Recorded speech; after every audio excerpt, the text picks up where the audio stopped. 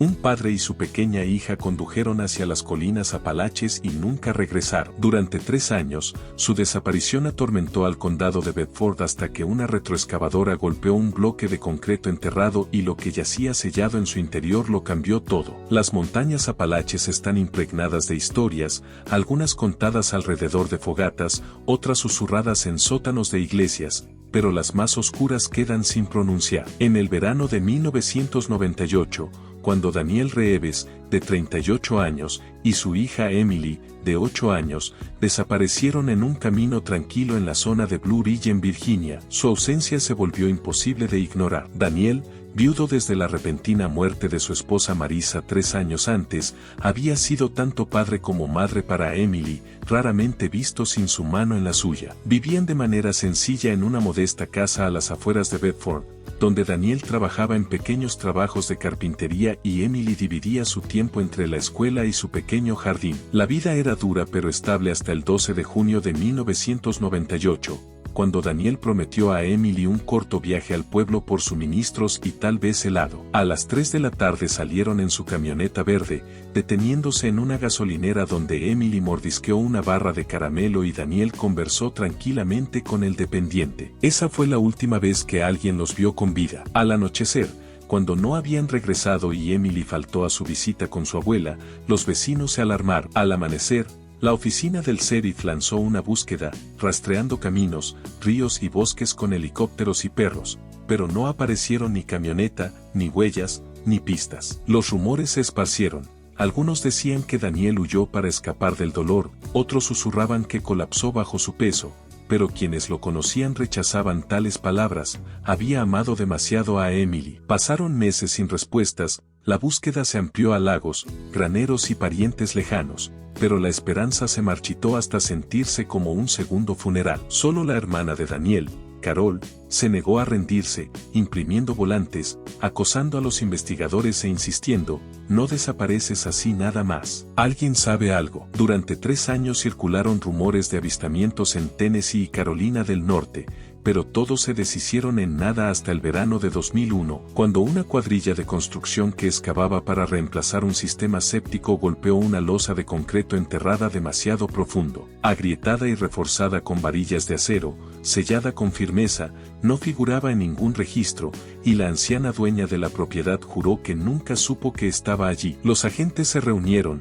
la inquietud creciente mientras un gato hidráulico levantaba la tapa circular. Lo que emergió desde abajo fue un hedor que silenció cada teoría, un olor sofocante e inconfundible a muerte. Los reflectores revelaron una cámara de 8 pies, seca y preservada, con sus paredes de concreto intactas. Dentro yacía una silla plegable oxidada, un suéter infantil enredado en la tierra y huesos humanos, uno grande y otro dolorosamente pequeño. Contra la pared del fondo estaba desplomado un esqueleto, y a su lado, restos delicados que solo podían pertenecer a un niño. El sheriff Alan Brooks habló por radio con voz plana de horror. Tenemos restos, adulto y juvenil. La cinta amarilla pronto selló la propiedad, y el condado de Bedford nunca olvidaría lo que se había desenterrado bajo sus pies. Los técnicos forenses, con máscaras y guantes, se movieron con cuidado alrededor de la cámara, tomando fotografías y sellando evidencia en bolsas mientras el lugar se transformaba en una escena del crimen. Al anochecer, las furgonetas de noticias atascaban el estrecho camino de grava, las antenas apuntaban al cielo y las estaciones locales transmitían titulares de última hora. Restos humanos encontrados en cámara séptica del condado de Bedford. Para una comunidad que aún recordaba la desaparición de los Reeves, la implicación golpeó como un martillo.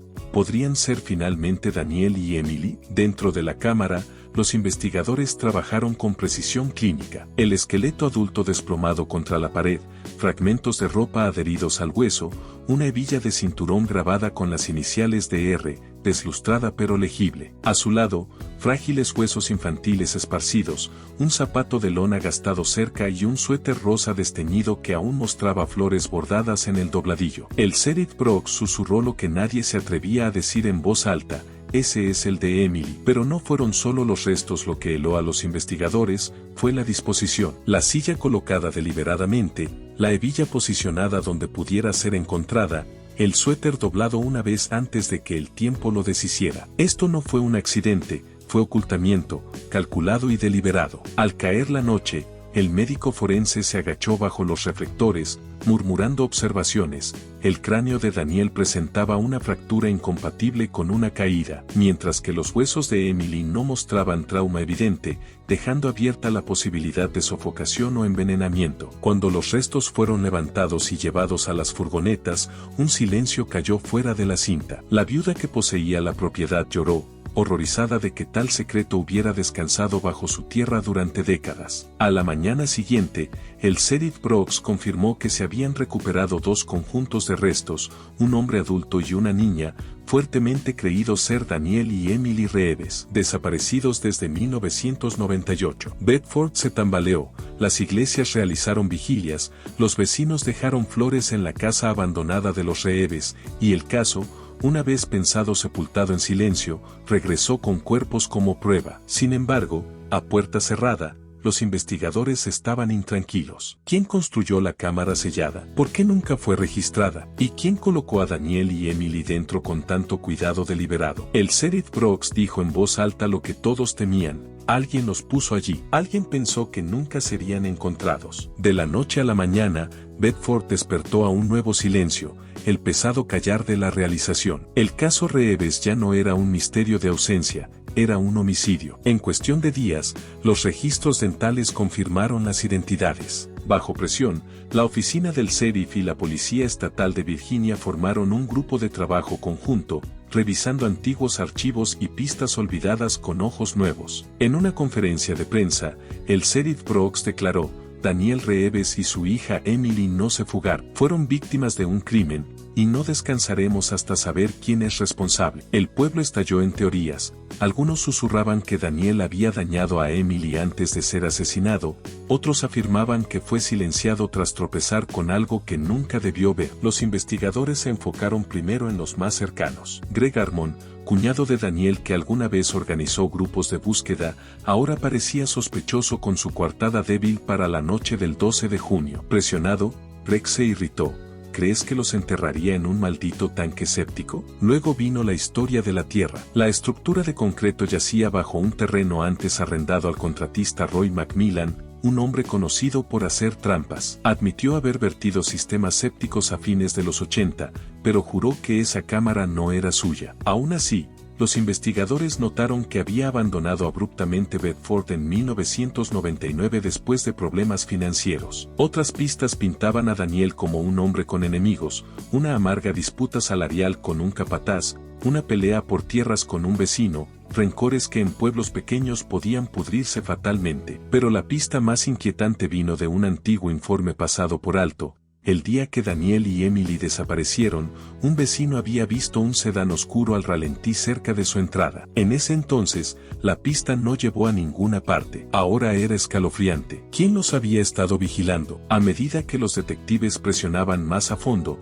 detalles olvidados resurgieron. Un exdiputado recordó que Daniel se había quejado una vez de camiones extraños en caminos traseros y de luces en graneros abandonados, descartado entonces como paranoia. La maestra de Emily, reentrevistada, recordó un dibujo que la niña hizo pocas semanas antes de su desaparición, una imagen de ella misma y su padre de pie junto a un gran agujero cuadrado. Cuando se le preguntó qué era, Emily simplemente dijo: ese es el lugar donde papá dice que se esconden las cosas malas, donde papá dice que los hombres malos esconden cosas. Así fue como Emily describió su dibujo, una vez descartado como imaginación infantil, pero que ahora se sentía como un presagio. El FBI se unió al grupo de trabajo, citando posible participación interestatal, y sus perfiladores estudiaron la cámara con inquietud. Su construcción sugería planificación y previsión, no era el trabajo apresurado de un asesino, sino un confinamiento deliberado, construido para ocultar evidencia indefinidamente. Eso apuntaba a alguien con recursos, conocimiento del concreto y control de la tierra. A finales de otoño, 3 nombres dominaban la lista: Greg Armon, el cuñado de Daniel con una coartada débil, Roy McMillan, el contratista conocido por hacer trampas, y el conductor desconocido del sedán oscuro visto cerca de la entrada de los Reeves el día que desaparecieron. Cada teoría se ramificaba en preguntas inquietantes. Si fue Greg, ¿qué motivo podría explicar tal crueldad? Si McMillan, ¿por qué apuntar a Daniel y Emily? Si el conductor del sedán, para quién trabajaba, pero lo más perturbador era que la cámara en sí no parecía única. Su sellado y ocultamiento sugerían práctica, repetición. ¿Quién construye algo así solo una vez? El caso había cambiado de una desaparición de padre e hija a la posibilidad de un patrón más amplio, y en un lugar tan pequeño como Bedford, alguien tenía que saber más. El descubrimiento abrió la comunidad como una herida, cruda y supurante. Las oraciones en la iglesia se convirtieron en susurros, y los susurros en acusaciones. En el café, las tazas de café tintineaban sobre teorías oscuras. Greg Armond se convirtió en el primer blanco, sus estallidos defensivos y su débil coartada le valieron pintura roja en aerosol en su buzón. Asesino. Cuando apareció en la vigilia de Emily, los habitantes del pueblo le bloquearon el paso, siseando que debía avergonzarse. Greg estalló, jurando que la había amado como a su propia hija, pero el daño ya estaba hecho. A Roy McMillan no le fue mejor. Viejos recuerdos de camiones de cemento a medianoche y excavaciones en sus bosques adquirieron un peso siniestro. Cuando los investigadores lo presionaron, exigió un abogado, lo que solo profundizó las sospechas. Pero más oscuras aún fueron las actas del condado. Los detectives descubrieron informes de cámaras selladas similares en condados apalaches durante los últimos 20 años, desestimadas en su momento como tanques sépticos en desuso o refugios contra tormentas. Ninguna se vinculó a personas desaparecidas,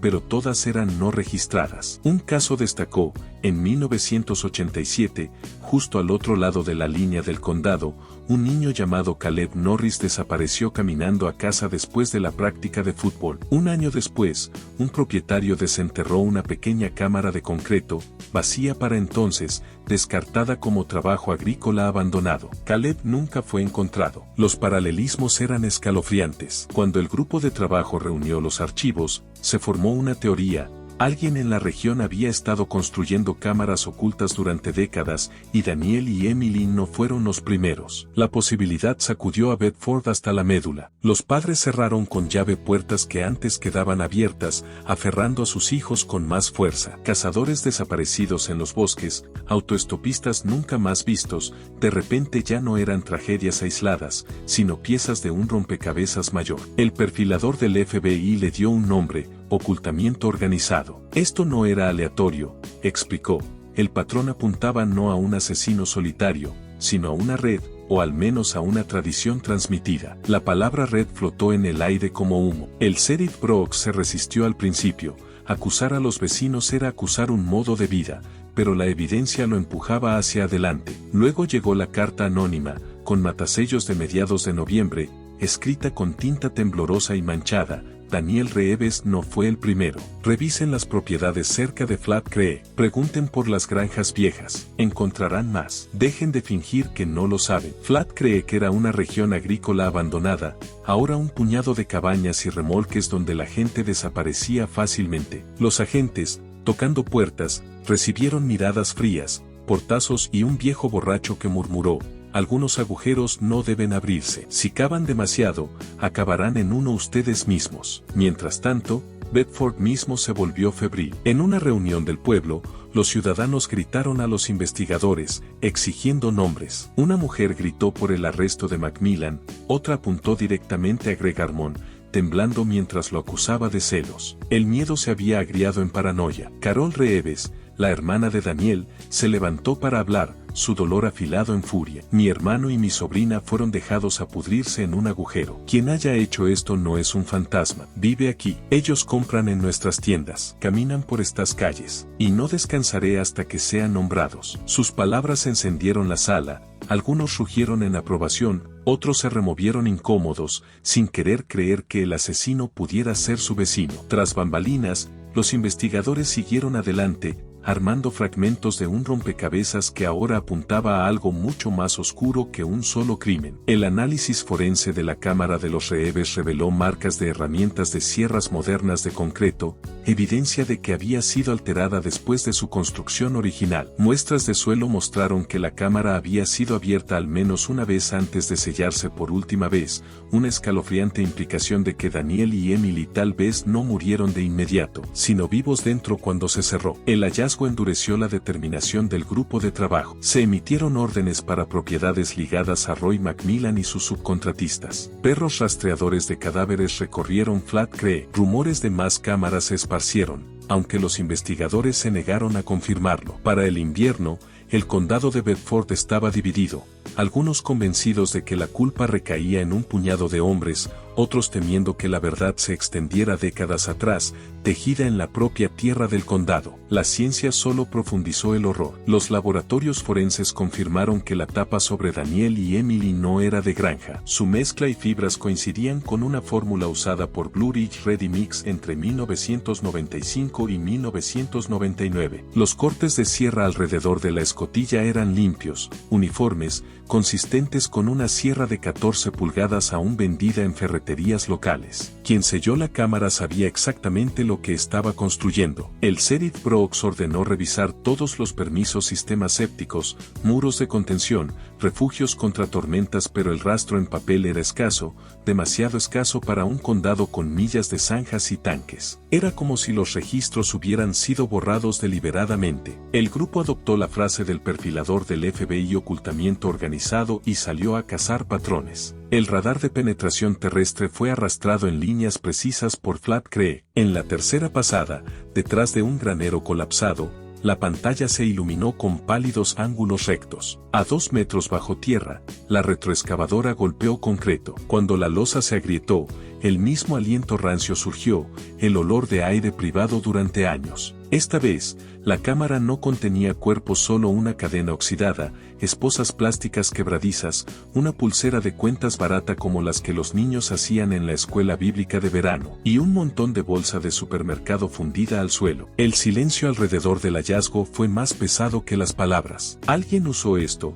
murmuró un investigador estatal, y planeaba usarlo de nuevo. El grupo no dijo nada a la prensa, pero los rumores corrieron más rápido que los hechos. Bedford no solo estaba de luto, estaba preparándose. Entonces, el primer denunciante salió de las sombras. Mac Pritchard, un cansado conductor de Readymix con la espalda encorvada por años detrás de un camión, pidió reunirse con el sheriff Brooks en el estacionamiento de una tienda de forraje cerrada. No quería ser visto en la comisaría. Yo transportaba cargas cortas, rascó, un cigarrillo apagado muriendo entre sus dedos. Pagos en efectivo, vertidos nocturnos. Todos lo hacíamos. Mantenía viva la planta. Brooks esperó. Mac exhaló. La noche del 98, cuando desaparecieron los rehenes, recibí una llamada alrededor de las 4 de la mañana. Carga corta, trabajo plano, manténlo callado. Conduje hacia Chum Flat Creek. 2 hombres esperaban con luces de trabajo. Uno era Roy McMillan. El otro, vestido demasiado bien para esa hora. Tipo del condado. Su nombre era Tate Wilcox. La mandíbula de Brooks se tensó. Wilcox había sido supervisor del condado. Firmó mi boleta de viaje,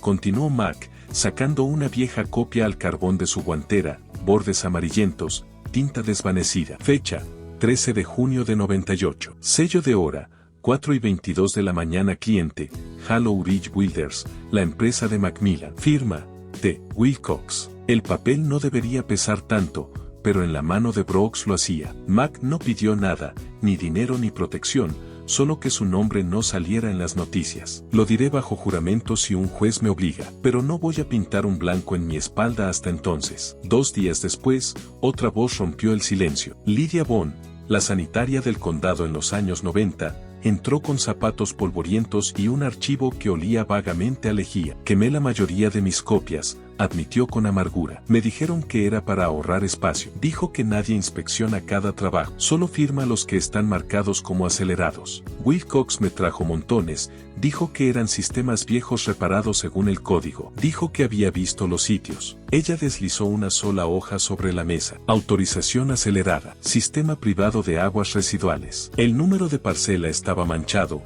borroso, como si nunca hubiera querido ser leído con claridad. Y por primera vez, la conspiración tenía un nombre ligado a ella: Tate Wilcox. Si había sido cambiado después, la nota en el margen lo decía mejor: fantasmas de lápiz tenue que leían Flatkir. Arden. ¿Por qué ahora?, preguntó Brooks. La respuesta de Lydia se quebró bajo el peso de la memoria: porque cuando sacaron a esa pequeña niña de la tierra, no pudo dormir, porque escuchaba a sus nietos en su cabeza cada vez que miraba una manguera de jardín, porque temía haber firmado sentencias de muerte y las llamó drenajes. El grupo de trabajo revisó el archivo de Tate Wilcox y encontró exactamente lo que esperaban: revisiones limpias, fotos en el club rotario, folletos de campaña amarillentos por el tiempo. Hombres como él no ensuciaban sus botas, contrataban a otros para hacer, pero cuando las noticias del conductor y la sanitaria llegaron al fiscal del Commonwealth, siguieron las citaciones. Blue Ridge Ready Mix entregó registros de despacho, y apareció otro carbón, una carga corta firmada por R. Macmillan, coordenadas que caían cerca de la cámara vacía detrás del granero colapsado. En Flat Creek, el radar de penetración terrestre siguió barriendo como la mano de un sepulturero, y el suelo entregó 3 vacíos más, 2 bolsas de raíces, un rectángulo limpio como un ataúd. Dentro, sin huesos, sin pulseras, solo el cuarto de una billetera de vinilo fundida en concreto, su ventana nublada sosteniendo la esquina de una fotografía, el hombro de un hombre, el cabello de una niña, una fecha manchada 5/98. Suficiente para provocar, no suficiente para cerrar. Las historias cambiaron. Hombres que antes juraban que Macmillan era sólido ahora recordaban motores nocturnos y pagos en efectivo. Empleados del condado murmuraban sobre el orgullo de Wilcox en mover proyectos cuando el papeleo atascaba las ruedas. Greg Armon, chivo expiatorio por mucho tiempo, exigió un polígrafo. Las notas del examinador fueron tajantes, sin respuestas significativas. Los registros telefónicos lo ubicaban en una línea fija con su madre a la misma hora en que un mezclador rodaba hacia Flat Creek. Los rumores no pidieron disculpas,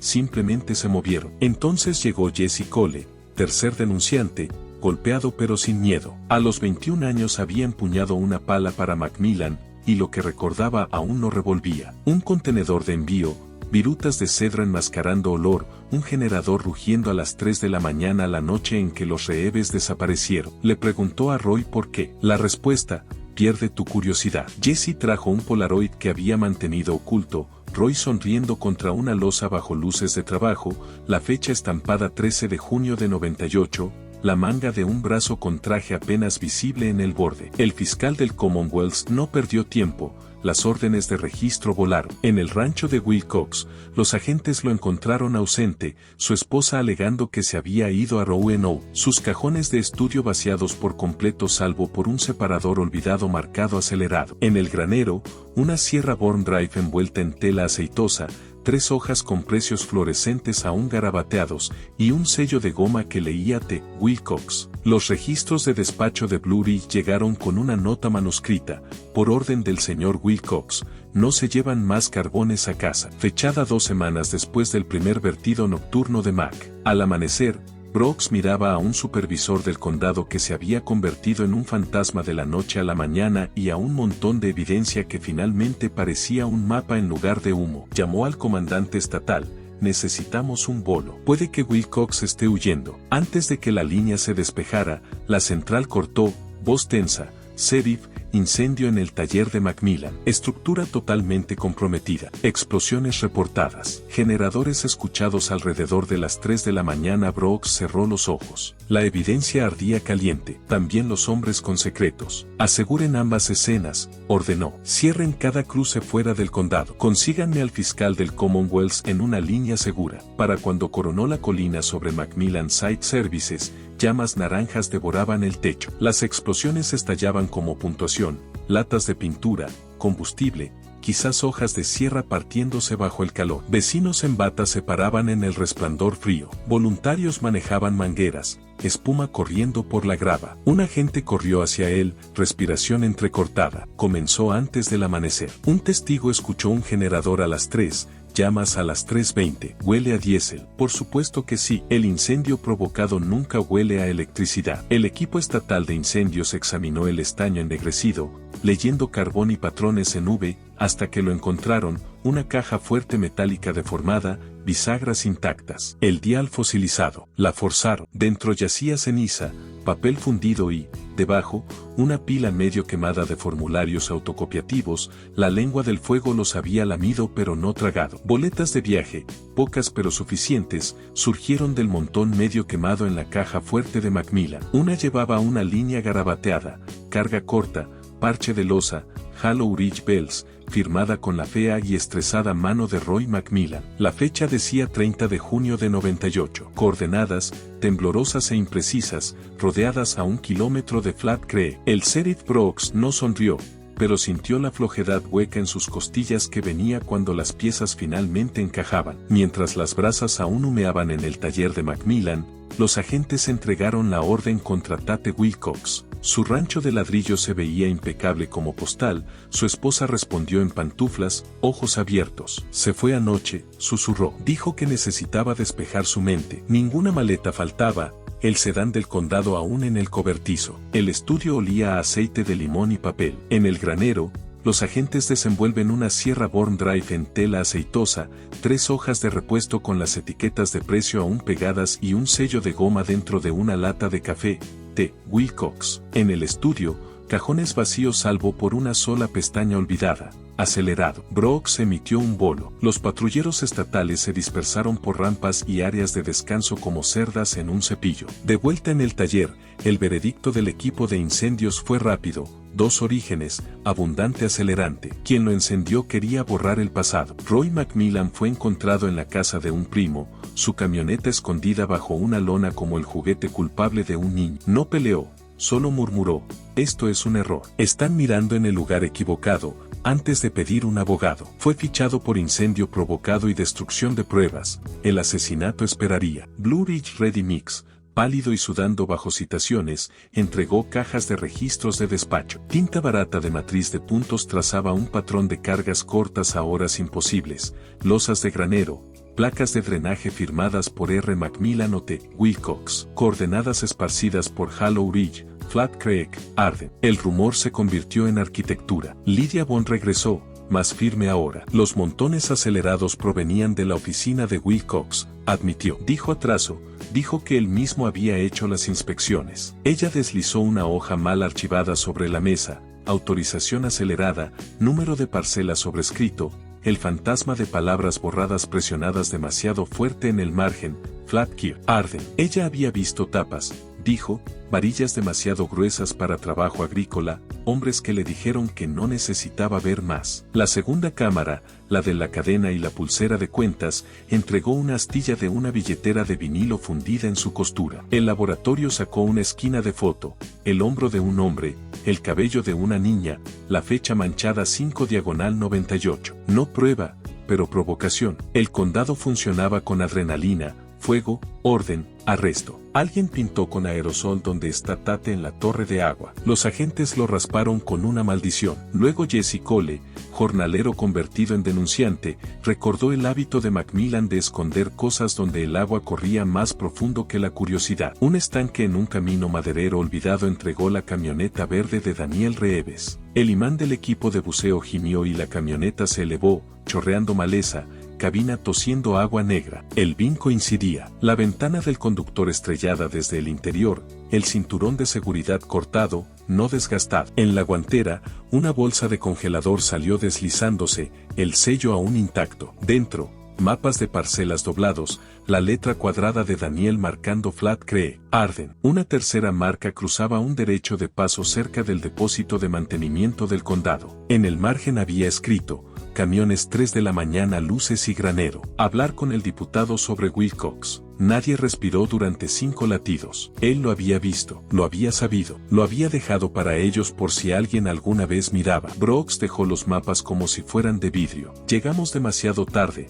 dijo, no a nadie sino al aire. El examinador confirmó lo que el parabrisas ya gritaba, traumatismo contundente antes del agua. No un accidente, sino un golpe. Un crimen simple enterrado dentro de uno complicado. El fiscal del Commonwealth solicitó negar la fianza a Macmillan. En el pasillo del tribunal, Carol Reeves se quedó más baja que Roy Macmillan y no dijo nada. El juez miró por encima de sus gafas al hombre acusado. Señor Macmillan, se le acusa de delitos graves. Este tribunal lo considera un peligro para la comunidad y para la integridad de las pruebas. El mazo cayó, tan agudo como un clavo clavado. Sin fianza. De regreso en la oficina del sheriff, el bolo marcó la tarjeta de crédito de Wilcox pasada en un motel de carretera en la ruta 222 apenas una hora después del incendio de Macmillan. El recepcionista recordó a un hombre que sonrió demasiado, firmó con una mano temblorosa, compró maní y café amargo de gasolinera. Para cuando los patrulleros llamaron a la puerta,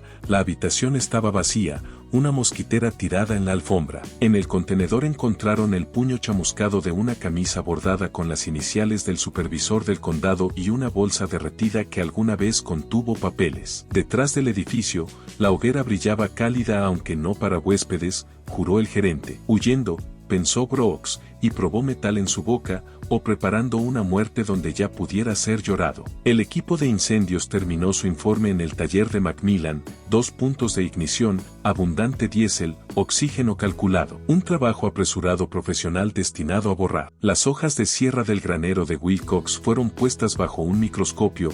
Las ranuras coincidían con la escotilla de la cámara de los reheves con tolerancias tan exactas que los abogados defensores maldecirían. En Flat Creek, el radar seguía susurrando. Otro rectángulo. Bajo una carpa en lluvia fría, el equipo cortó una tapa que chilló con cada pasada. Esta cámara no era vieja, el concreto aún verde. Dentro no había cuerpo, solo aire, un revestimiento plástico nuevo y un rollo de cuerda en empaque sellado, una habitación esperando. El fiscal del Commonwealth lo llamó suficiente. Boletas, sierras, ranuras, recibos, una camioneta sacada de un estanque, mapas con la letra de Daniel, era un conjunto digno de un gran jurado. Las acusaciones llegaron rápidas: Macmillan por asesinato capital, incendio, conspiración, manipulación; Wilcox por conspiración, mala conducta, obstrucción, complicidad. El secretario leyó las imputaciones como una letanía, un hombre en celda, otro en papel. La represalia siguió en susurros y amenazas. Lydia Bone encontró una tarjeta en su buzón: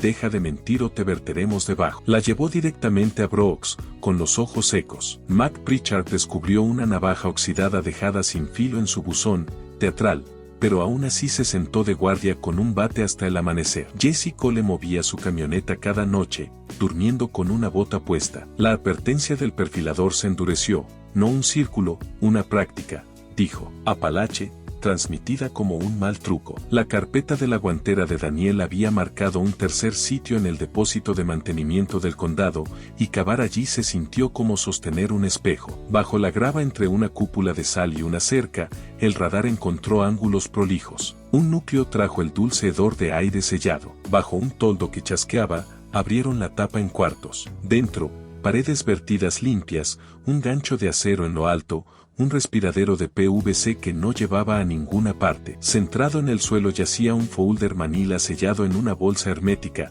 intacto por el tiempo. Dentro, listas de parcelas, boletas de viaje engrampadas a permisos fotocopiados, mapas dibujados a mano y un Polaroid. 2 hombres al borde de una losa, Roy Macmillan, y a su lado un joven Tate Wilcox con la corbata floja, sonriendo con ojos que no sonreían. La fecha en la esquina: 13 de junio de 98. La última página era una agenda del condado, actualización del programa acelerado. Debajo, una línea manuscrita: menos retrasos, condado más limpio, todos ganan. Y debajo de eso, 5 números de parcelas fuera de Bedford. Brooks cerró la carpeta, sintió su peso. Su teléfono vibró antes de que pudiera hablar. Despacho, voz tensa: Sheriff, un patrullero informa un vehículo en un desvío del río. Aún tibio. Las placas corresponden a Wilcox. Huellas hacia el bosque. Y una losa fresca en el mirador. Vertida anoche. PVC cortado, varillas truncadas. Él estaba guardando la escena. Brooks miró de la carpeta a la cámara que respiraba su aire muerto y plano,